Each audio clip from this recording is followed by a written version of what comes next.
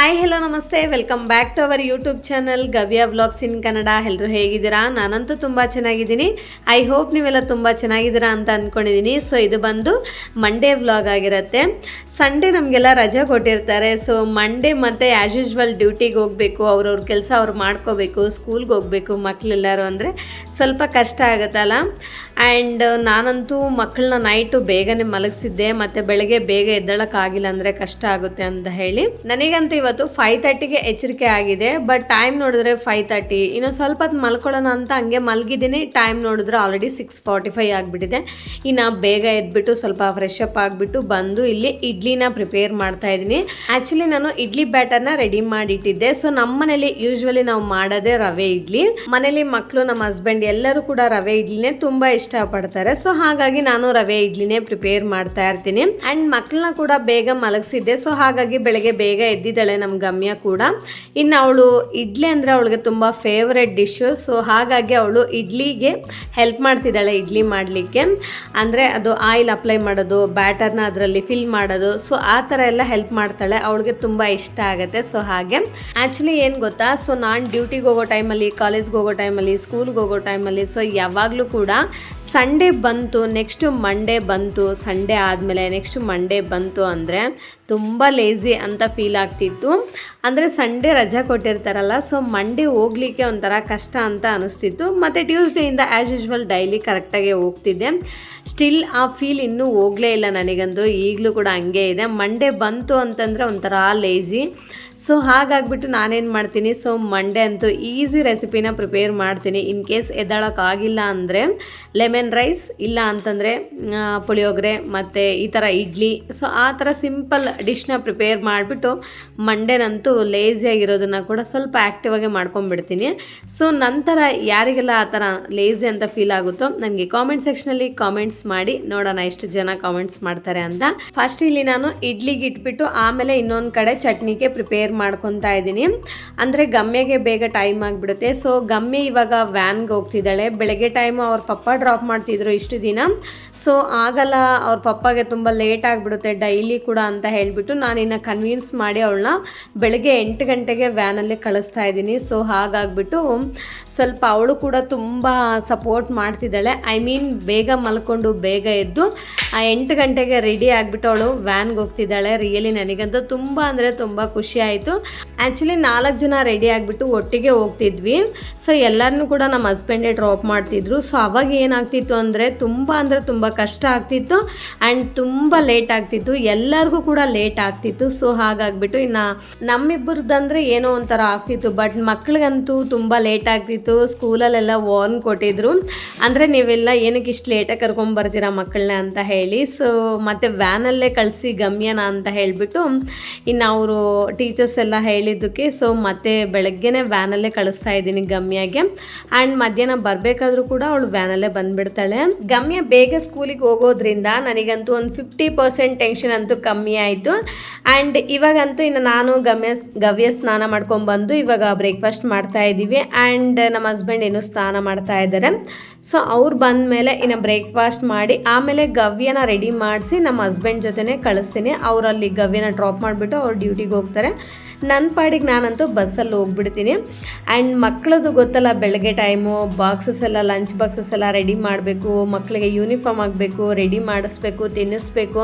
So ನಮ್ಮ ಮಕ್ಕಳಂತೂ ಅವ್ರ ಪಾಡಿಗೆ ಅವರೇ ತಿಂತಾರೆ. ಸೊ ತಿನ್ನಿಸೋ ಅಂತ ಟೆನ್ಷನ್ ಅಂತೂ ನನಗಿಲ್ಲ, ಚೆನ್ನಾಗಿ ಅವರೇ ಊಟ ಮಾಡಿ ಹೋಗ್ತಾರೆ. ಇನ್ನು ನಮ್ಮ ಹಸ್ಬೆಂಡು ಮತ್ತು ಗವ್ಯ ರೆಡಿ ಆಗಿಬಿಟ್ಟು ಅವರಿಬ್ಬರು ಹೋಗ್ತಿದ್ದಾರೆ. ಇನ್ನು ಲಾಸ್ಟಲ್ಲಿ ನಾನು ಮಾತ್ರ ಮನೇಲಿದ್ದೀನಿ. ಇವಾಗ ನಾನು ಕೂಡ ಬೇಗ ರೆಡಿ ಆಗಿಬಿಟ್ಟು ಇನ್ನು ನಂದು ಬ್ರೇಕ್ಫಾಸ್ಟ್ ಆಯಿತು. ಸೊ ಇವಾಗ ಬ್ರೇಕ್ಫಾಸ್ಟ್ ಆದಮೇಲೆ ನಾನು ಯಾವಾಗಲೂ ರೆಡಿಯಾಗಿ ಆಮೇಲೆ ಸ್ವಲ್ಪ ಟೀ ಆರ್ ಕಾಫಿ ಏನಾದರೂ ಮಾಡ್ಕೊಂಡು ಕುಡಿದು ನನ್ನ ಕ್ಲಾಸ್ಗಂತೂ ನಾನು ಹೋಗ್ತೀನಿ. ಆ್ಯಕ್ಚುಲಿ ಬೆಳಗ್ಗೆ ಬೇಗ ಎದ್ದಾಗ ಸೊ ಕ್ಲೈಮೇಟ್ ತುಂಬ ಕೂಲಾಗಿರುತ್ತಲ್ಲ, ಸೊ ಆವಾಗಲೇ ಸ್ವಲ್ಪ ಕಾಫಿನ ಮಾಡ್ಕೊಂಡು ಕುಡ್ದಿರ್ತೀನಿ. ಸೊ ಇವತ್ತಂತೂ ಸ್ವಲ್ಪ ಲೇಟ್ ಆಯ್ತಲ್ಲ, ಸೊ ಹಾಗಾಗಿ ಕುಡಿಯೋಕ್ಕಾಗಿಲ್ಲ ಅಂತ ಹೇಳಿಬಿಟ್ಟು ಬ್ರೇಕ್ಫಾಸ್ಟ್ ಆದಮೇಲೆ ಸ್ವಲ್ಪ ಕಾಫಿನ ಕುಡಿದು ಇವಾಗಂತೂ ಹೋಗ್ತಾ ಇದ್ದೀನಿ. ಸೊ ನಮ್ಮ ಕ್ಲಾಸ್ಗಂತೂ ರೀಚ್ ಆಗಿದ್ದಾಯಿತು. ಸೊ ಕ್ಲಾಸ್ ಎಲ್ಲ ಮುಗಿಸ್ಕೊಂಡು ಆಮೇಲೆ ಮತ್ತೆ ಮನೆಗಂತೂ ಹೋಗ್ತಾ ಇದ್ದೀನಿ. ಸೊ ಸ್ವಲ್ಪ ಐಟಮ್ಸ್ ಬೇಕಾಗಿತ್ತು, ತೊಗರಿಬೇಳೆ ಮತ್ತು ಬೆಲ್ಲ ಅದೆಲ್ಲ ತೊಗೊಂಡು ಇನ್ನು ಆರಾಮಾಗೆ ಮನೆಗಂತೂ ಬಂದೆ. ಸೊ ಮನೆಗೆ ಬಂದ ಮೇಲೆ ಇನ್ನು ಗೊತ್ತಲ್ಲ, ಹೊರಗಡೆ ಅಂತೂ ಸಿಕ್ಕಾಪಟ್ಟೆ ಬಿಸಿಲಿದೆ. ಬಂದ ತಕ್ಷಣ ನನಗಂತೂ ಫಸ್ಟ್ ಫ್ಯಾನ್ ಹಾಕೋಬೇಕು, ಆಮೇಲೆ ಒಂದು ದೊಡ್ಡ ಗ್ಲಾಸ್ ಫುಲ್ ನೀರು ತೊಗೊಂಡು ಆರಾಮಾಗಿ ಕುತ್ಕೊಂಡು ನೀರು ಕುಡಿದು ಒಂದು 10 ಮಿನಿಟ್ಸ್ ರೆಸ್ಟ್ ತೊಗೊತೀನಿ.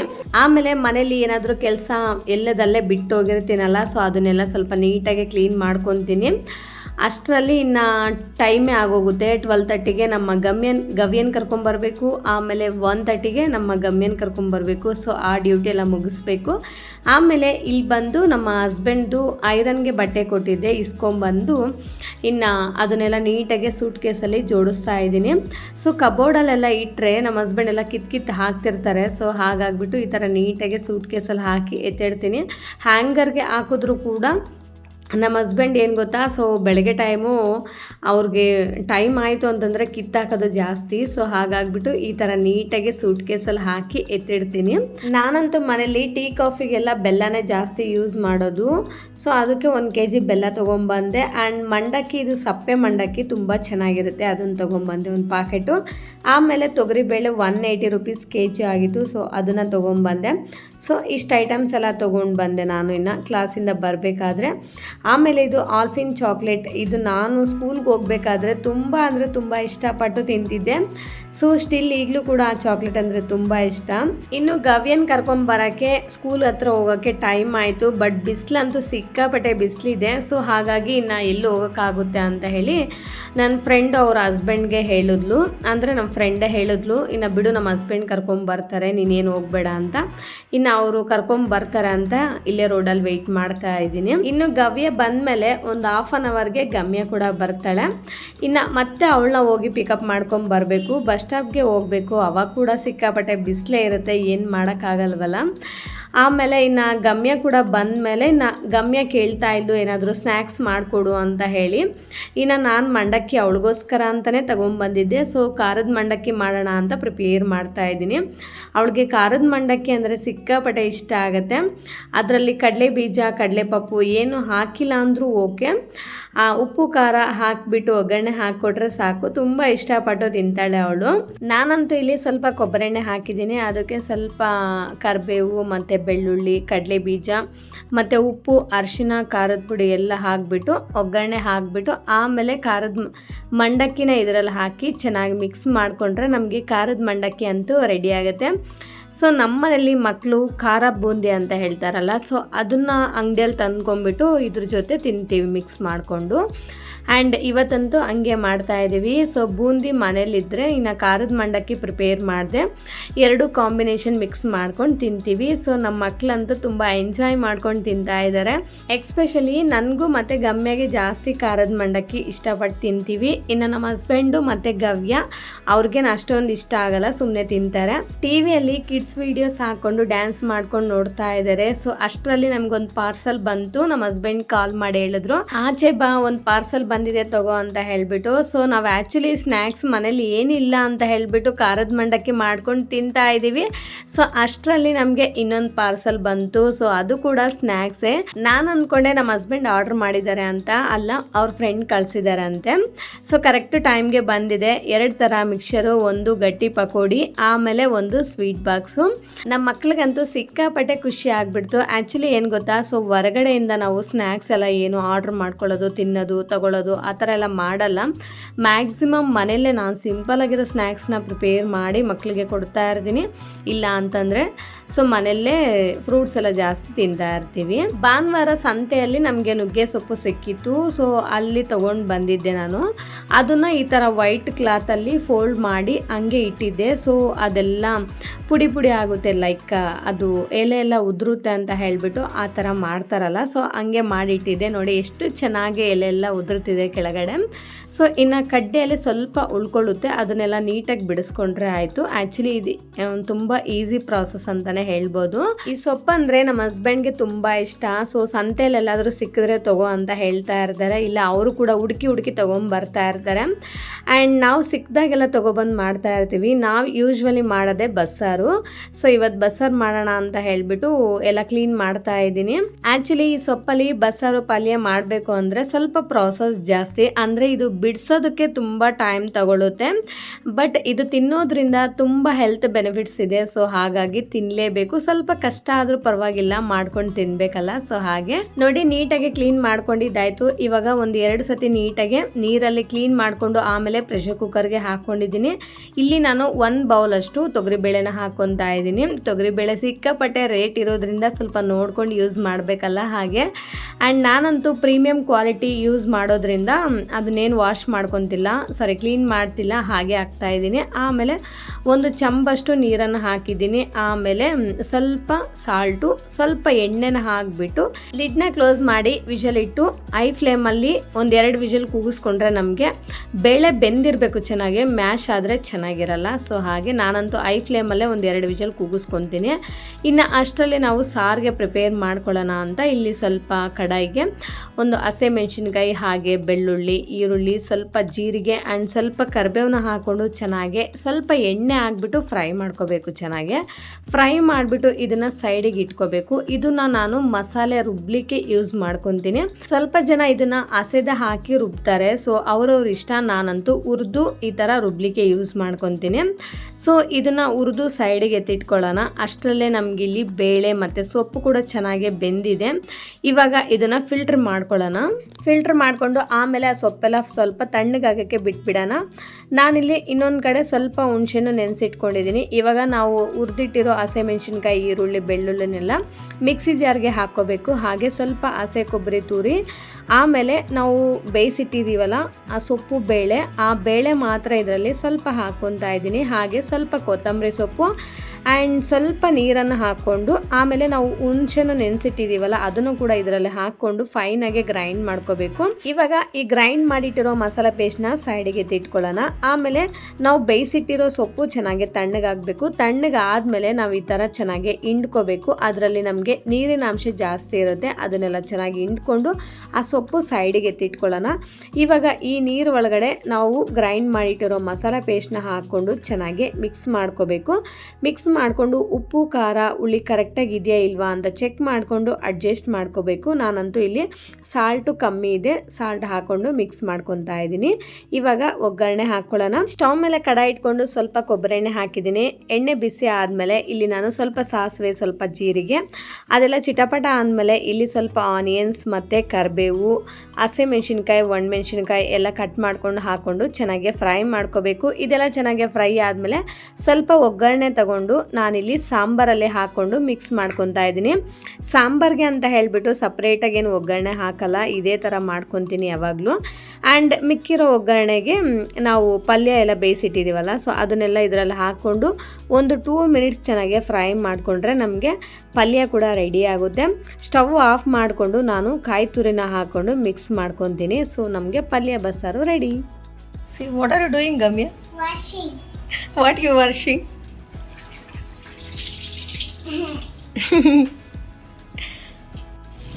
ಹಾಯ್ ಗಮ್ಯ, ಏನು ಮಾಡ್ತಿದ್ಯಾ? ಸೊ ನೋಡಿ ಫ್ರೆಂಡ್ಸ್, ಆ್ಯಕ್ಚುಲಿ ನಮ್ಮ ಗಮ್ಯ ಅವ್ರ ಪಪ್ಪದು ಸ್ಲಿಪ್ಪರ್ಸ್ ಎಲ್ಲ ವಾಶ್ ಮಾಡಿದ್ದಾಳೆ. ಆ್ಯಂಡ್ ಇವಾಗ ಅವಳದು ಸಾಕ್ಸ್ ಎಲ್ಲ ವಾಶ್ ಮಾಡ್ಕೊತಿದ್ದಾಳೆ. ಇಲ್ಲಿ ನೋಡಿ ಗಮ್ಯ, ಫುಲ್ ಟಯರ್ಡ್ ಆಗಿದೆ ಗಮ್ಯ. Very good. ಸೊ ತುಂಬ ಕೆಲಸ ಮಾಡ್ತಿದ್ದಾಳೆ ನನ್ನ ಮಗಳು. Very good. ಸ್ವಲ್ಪ ಹಾಕೋ. ಇದು ತಗೋ, ಬ್ರಷ್ ತಗೋ. ಅಲ್ಲಿ ಬ್ರಷ್ ಅಲ್ಲಿದೆ, ಕೈಯಲ್ಲಿ ಬೇಡ. ಬ್ರಷ್ ಬ್ಯಾಕ್ ಸೈಡ್, ನಿನ್ನ ಬ್ಯಾಕ್ ಸೈಡ್ ಇದೆ ನೋಡು. ಎಸ್, ನೀಟಾಗೆ. ಬಾಬಾ, ಹೇರ್ ಎಲ್ಲ ಫುಲ್ ಹೆಂಗೆ ಬಂದಿದೆ ನೋಡು. ಸೊ ನಿನಗೆ ವೆಡ್ನೆಸ್ಡೇ ಸ್ಕೂಲ್ ಆಯ್ತಾ? ಮತ್ತು ಏನಕ್ಕೆ ವೈಟ್ ಸಾಕ್ಸ್ ಎಲ್ಲ ವಾಶ್ ಮಾಡ್ಕೊತಿದ್ಯಾ? ಸ್ಕೂಲ್ ಆಯ್ತಂತನಾ? Okay okay, very good. Keep it up Gamya. Thank you. ಇವಾಗ ಅಡುಗೆ ಎಲ್ಲ ಆಯಿತು. ಟೈಮ್ ನೋಡಿದ್ರೆ 5 ಗಂಟೆ ಆಗಿದೆ. ಸೊ ನಮ್ಮ ಹಸ್ಬೆಂಡ್ಗೆ ಬೇಗ ಅಡುಗೆ ಮಾಡಬೇಕಲ್ಲ, ಸೊ ಹಾಗಾಗಿ ಬೇಗ ಅಡುಗೆ ಮಾಡಿದೆ. ಇನ್ನು ಮುದ್ದೆ ಮಾಡಬೇಕು, ಬಸ್ಸಾರು ಪಲ್ಯ ಆಯಿತು, ಮುದ್ದೆ ಒಂದು ಮಾಡಬೇಕು. ಇನ್ನು ಪಾತ್ರೆ ಕೂಡ ಹಂಗೆ ಇತ್ತಲ್ಲ ಅಂತ ಹೇಳ್ಬಿಟ್ಟು ಪಾತ್ರೆ ಎಲ್ಲ ನೀಟಾಗಿ ವಾಶ್ ಮಾಡ್ಕೊತಾ ಇದ್ದೀನಿ. ನಮ್ಮ ಹಸ್ಬೆಂಡ್ಗೆ ಸಾಯಂಕಾಲ 6:30-7 ಗಂಟೆಗೆ ಅಂತೂ ಅಡುಗೆ ರೆಡಿ ಆಗಿರಬೇಕು. ಸೊ ಅವರು ಮಧ್ಯಾಹ್ನ ಊಟ ಮಾಡಲ್ಲ, ಸೊ ಹಾಗಾಗಿ ಸಾಯಂಕಾಲ ಬೇಗ ಊಟ ಮಾಡ್ತಾರೆ. ಆ್ಯಂಡ್ ಬೇಗ ಊಟ ಮಾಡೋದ್ರಿಂದ ತುಂಬ ಒಳ್ಳೆಯದಲ್ಲ, ಡೈಜೆಷನ್ ಪ್ರಾಬ್ಲಮ್ ಇರಲ್ಲ ಆ್ಯಂಡ್ ಹೆಲ್ತ್ಗೆ ಕೂಡ ತುಂಬ ಒಳ್ಳೆಯದು. ಆ್ಯಂಡ್ ನಾವು ಕೂಡ ಬೇಗನೆ ಊಟ ಮಾಡ್ತೀವಿ. ನಮ್ಮ ಹಸ್ಬೆಂಡ್ 6:30 ಹಂಗೆ ತಿಂದರೆ ನಾವು 7-7:30ಗೆ ತಿಂದ್ಬಿಡ್ತೀವಿ.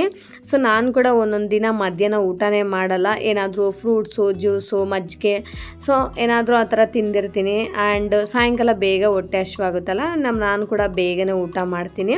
ಚಿಕ್ಕ ಮಕ್ಕಳಿರೋ ಮನೆ ಎಲ್ಲರದು ಹಿಂಗೆ ಇರುತ್ತಾ, ಇಲ್ಲ ನಮ್ಮ ಮನೇಲಿ ಮಾತ್ರ ಹಿಂಗಿರುತ್ತಾ ಅಂತ ಒಂದೊಂದ್ಸತಿ ಫೀಲ್ ಆಗ್ತಾ ಇರುತ್ತೆ ನನಗೆ. ಗೊತ್ತಿಲ್ಲ, ನಮ್ಮ ಮಕ್ಕಳು ಎಷ್ಟು ತೀಟಿಗೆ ಮಾಡ್ತಾರೆ ಅಂದರೆ ಅಷ್ಟು ತೀಟಿಗೆ ಮಾಡ್ತಾರೆ. ನೋಡಿ, ಈ ಬೆಡ್ ಮೇಲೆಲ್ಲ ಫುಲ್ಲು ತುಂಬಿಸ್ಬಿಟ್ಟಿದ್ದಾರೆ. ಸೊ ಅದನ್ನಂತೂ ಡೈಲಿ ಒನ್ಸ್ ಇಲ್ಲ ಟ್ವೈಸ್ ಅಂತೂ ಕ್ಲೀನ್ ಮಾಡೇ ಮಾಡ್ತೀನಿ. ಆದರೂ ಕೂಡ ಇರುತ್ತೆ, ಬುಕ್ಸು, ಬ್ಯಾಗ್ಸು ಎಲ್ಲ ಕಿತ್ತು ಹಾಕಿರ್ತಾರೆ. ಮನೇಲಿ ನುಗ್ಗೆ ಸೊಪ್ಪು ತಂದಾಗ ಎಲ್ಲ ಬಿಡಿಸಿರ್ತೀನಲ್ಲ, ಸೊ ಆ ಕಡ್ಡಿಗಳ ಜೊತೆ ಎಲ್ಲ ಆಟ ಆಡಿರ್ತಾರೆ. ಅಂದರೆ ಮನೆ ಫುಲ್ ಎಲ್ಲ ಎಸ್ತಿರ್ತಾರೆ. ಸೊ ಹಂಗಾಗಿ ಕಸ ಕೂಡ ಜಾಸ್ತಿ ಆಗುತ್ತೆ. ನೋಡಿ ಎಷ್ಟು ಕಸ ಆಗಿದೆ ಅಂತ. ಸೊ ಮನೇಲೆಲ್ಲ ಕ್ಲೀನ್ ಮಾಡಿದ್ದಾಯಿತು. ಇವಾಗ ಪಾರ್ಕಿಂಗಲ್ಲಿ ಹೋಗಿ ಆಟ ಆಡ್ತಿದ್ದಾರೆ. ಅಲ್ಲಿ ಕೂಡ ಎಲ್ಲ ಐಟಮ್ಸ್ ತೊಗೊಂಡೋಗಿ ಇಟ್ಟು ಎಲ್ಲ ಆಟ ಆಡ್ತಿದ್ದಾರೆ. ಸೊ ಮತ್ತೆ ಅಲ್ಲಿ ಕೂಡ ನಾನು ಕ್ಲೀನ್ ಮಾಡಬೇಕು, ಇಲ್ಲ ಅಂತಂದರೆ ಮತ್ತೆ ನಮ್ಮ ಓನರ್ ಆಂಟಿ ಬೈತಿರ್ತಾರೆ. ಹಂಗೆ ಮಕ್ಕಳಿರೋ ಮನೆಗಳಲ್ಲಿ ಎಲ್ಲರ ಮನೆಯಲ್ಲಿ ಆಲ್ಮೋಸ್ಟ್ ಹಿಂಗೆ ಇರುತ್ತಲ್ಲ. ಸೊ ಹಾಗೆ ಒಂದೊಂದ್ಸತಿ ನನಗೂ ಕೂಡ ಸಿಕ್ಕಾಪಟ್ಟೆ ಕೋಪ, ಬೇಜಾರಾಗಿರುತ್ತೆ. ಬಟ್ ಏನು ಮಾಡೋಕ್ಕಾಗಲ್ಲ ಅಂತ ಸುಮ್ಮನೆ ಹಂಗೆ ಅಡ್ಜಸ್ಟ್ ಮಾಡ್ಕೊತಾ ಇರ್ತೀನಿ. ಸೊ ಇವಾಗ ಎಲ್ಲ ಒಳಗಡೆ ಕ್ಲೀನ್ ಆಗಿದೆ ಆಯಿತು. ನೋಡಿ, ನಮ್ಮ ಮಕ್ಕಳು ಆಚೆ ಹೋಗ್ಬಿಟ್ಟು ಆಟ ಆಡ್ತಿದ್ದಾರೆ. ಸೊ ಅಲ್ಲಿ ಕೂಡ ಎಲ್ಲನೂ ಇಟ್ಟಿದ್ದಾರೆ. ನೋಡಿ, ಎಲ್ಲ ಕೆಲಸ ಮುಗೀತು. ಇವಾಗ ಟೈಮ್ ಕೂಡ 6 ಆಯಿತು. ಇನ್ನು ಫ್ರೆಶ್ ಅಪ್ ಆಗಿಬಿಟ್ಟು ಇಲ್ಲಿ ದೇವ್ರ ದೀಪ ಹಚ್ಚಿ ಪೂಜೆ ಮಾಡ್ತಾ ಇದ್ದೀನಿ.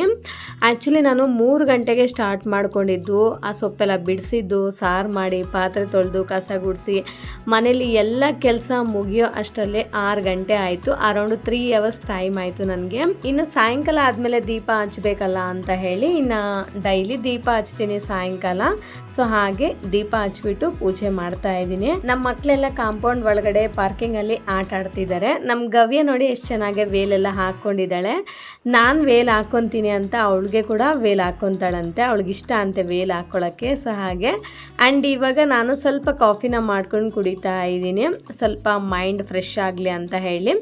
ಇನ್ನು ನೈಟ್ ಊಟ ಅಂತೂ ರೆಡಿ ಆಯಿತು. ಬಸ್ಸಾರು, ಪಲ್ಯ, ಮುದ್ದೆ. ಸೊ ಈ ವ್ಲಾಗ್ನಂತೂ ಇಲ್ಲಿಗೆ ಎಂಡ್ ಮಾಡ್ತಾ ಇದ್ದೀನಿ. ಇಷ್ಟೇ ಫ್ರೆಂಡ್ಸ್ ಇವತ್ತಿನ ವ್ಲಾಗ್. ಈ ವ್ಲಾಗ್ ನಿಮ್ಗೆ ಇಷ್ಟ ಆಗಿದ್ರೆ ಪ್ಲೀಸ್ ಒಂದು ಲೈಕ್ ಮಾಡಿ, ಶೇರ್ ಮಾಡಿ, ವಿಡಿಯೋ ಹೇಗಿದೆ ಅಂತ ಒಂದು ಕಾಮೆಂಟ್ ಮಾಡಿ ಆ್ಯಂಡ್ ದಯವಿಟ್ಟು ಸಬ್ಸ್ಕ್ರೈಬ್ ಮಾಡ್ಕೊಳ್ಳೋದನ್ನು ಮಾತ್ರ ಮರಿಬೇಡಿ. Thank you for watching. See you in the next vlog. By.